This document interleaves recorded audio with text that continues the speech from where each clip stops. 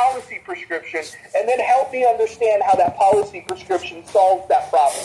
And when we ask people to do that, that's when it's like, oh shit, I don't know. And the reason why they don't know is because it is very complicated. Because yes, we need to keep and bear arms because we have the right to defend ourselves. And yes, that also means that if a bad guy has a gun and they are willing to go break the law, then bad things are going to happen. Which is why we built prisons. Which is why we have said that murder is illegal, why robbery is illegal, why assault is illegal. All of the things that you want to keep society from doing is already against the law. Adding another trivial law is not going to stop that. It's not going to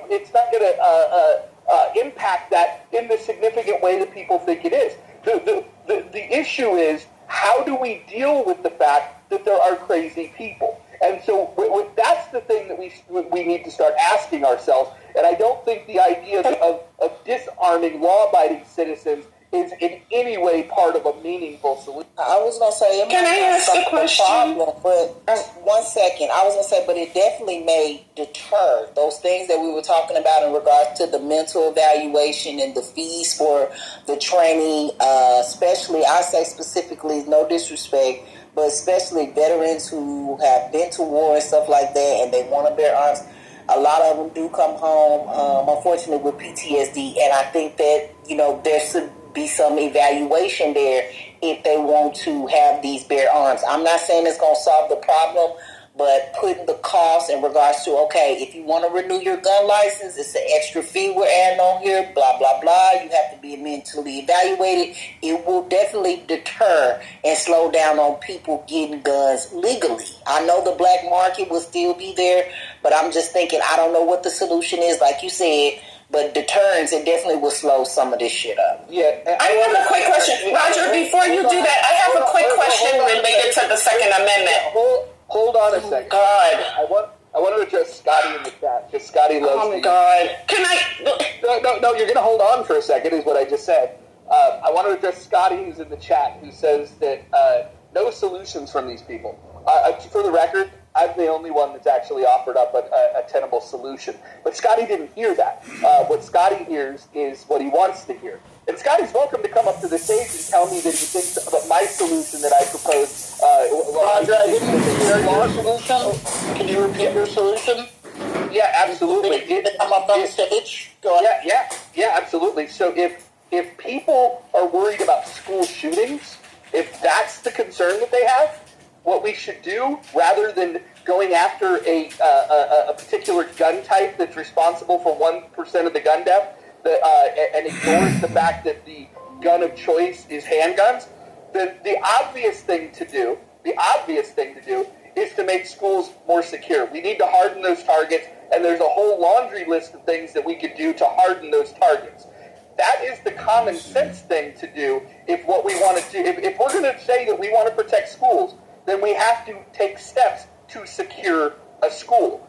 And I think that people that are saying, ban this gun, ban that gun, are not really solving the problem. I actually have a much deeper respect for people that are saying, hey, let's just take all the guns. Now, I know that will never happen, but at least they're offering something that would reduce the problem that they're trying to describe. All of this other stuff of like, ban this bullet, create this registry, all of those things are completely useless in the situation that we have with 400 million guns in circulation, with the laws that we currently have in place, and with the Supreme Court that's going to defend gun owners' rights.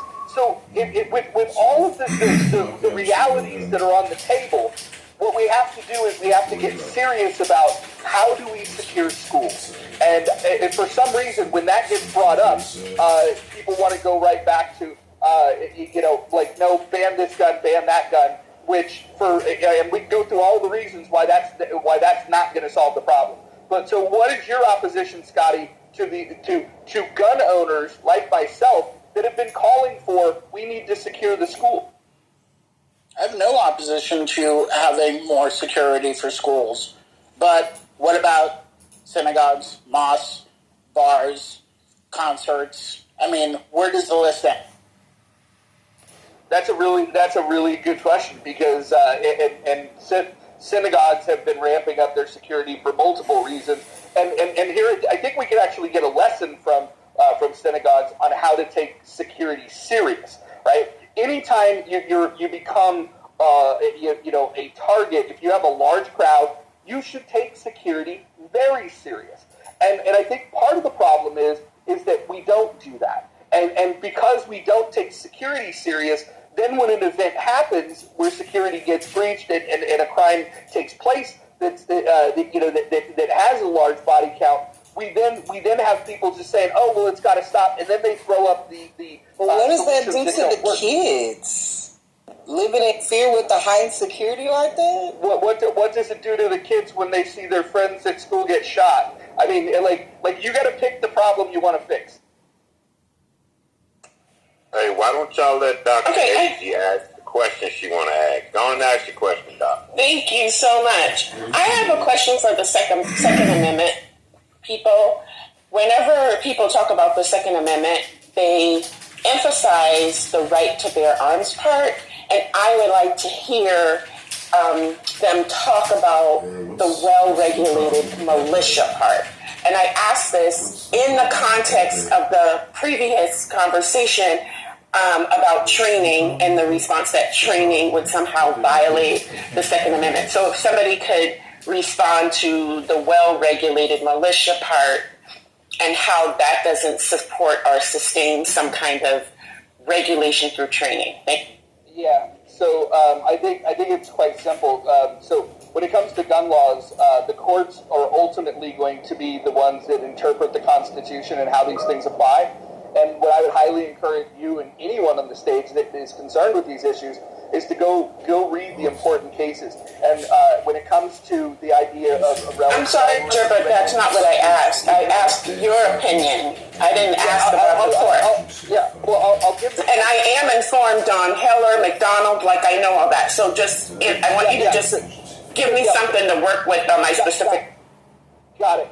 I'll give you my opinion for what it's worth, and I'm no fucking lawyer. But I'm glad you're familiar with Heller, because then you would understand why legally it doesn't matter, because the courts have decided that everyone has the rights. It's not limited to a well-regulated militia, and the courts have already decided that. But to your point about why that wouldn't work for a registry or something of that nature, it comes down to other legalities. I would refer you to Haynes versus United States when it comes down to a violation of your Fifth Amendment right.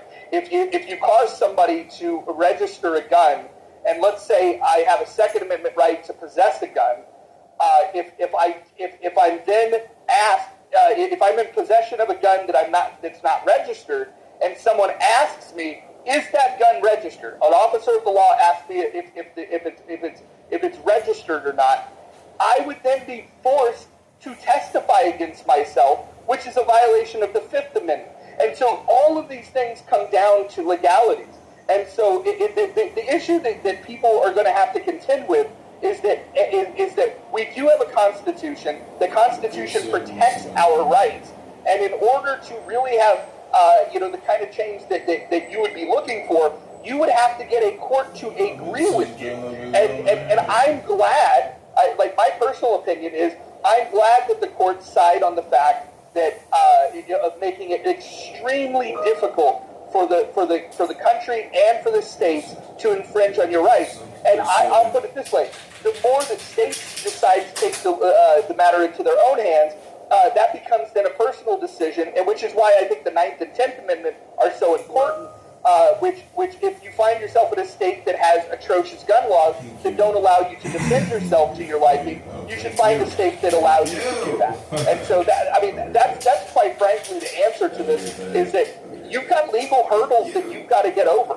And I don't think that any mandatory training is going to solve the issue that you think it's going to solve. All it's going to do is mean that the crazy guy with the gun is going to be better trained. Yeah, Greg, Greg, Roger, I think that's where you and I disagree. I don't believe in the views that licensing is a denial of the Second Amendment. And I understand that there might be precedent in the legal system, but that's one thing that I'm willing to fight against and argue. So, and I would start there. The second thing is that I do believe, based upon my experience in the military, that training and yearly or semi-annually or whatever it is, check-ins do provide a platform to reduce the use of harmful weapons and killings.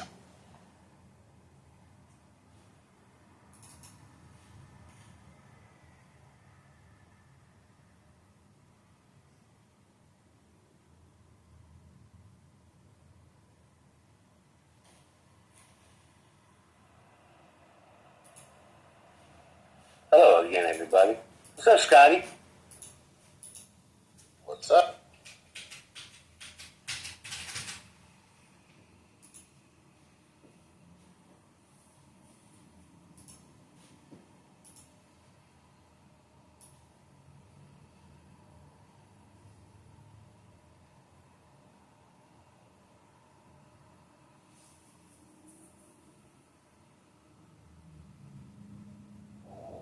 So are we still talking about guns and gun rights? Is that where we're at in this conversation?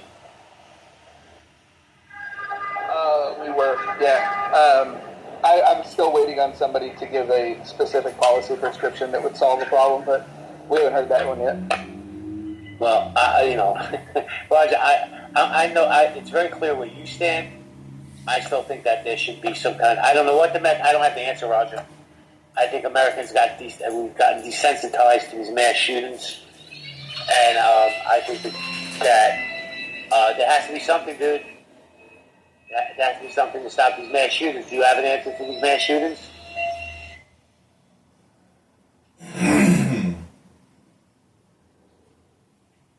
Yeah, I think just for starters, though, it doesn't help to ignore the data about mass shootings when people do make their policy prescriptions. Again, every time it happens, somebody says, we got to ban AR-15s. And when you point them to the statistics that say that AR-15s are not the gun of choice for mass shooters, all of a sudden their head explodes because they were led to believe that that is the case. Because the highly publicized things that they want you to focus on is geared towards. You know why they do this? Is because they know that they can't meaningfully take all guns off the street. They know they can't do that.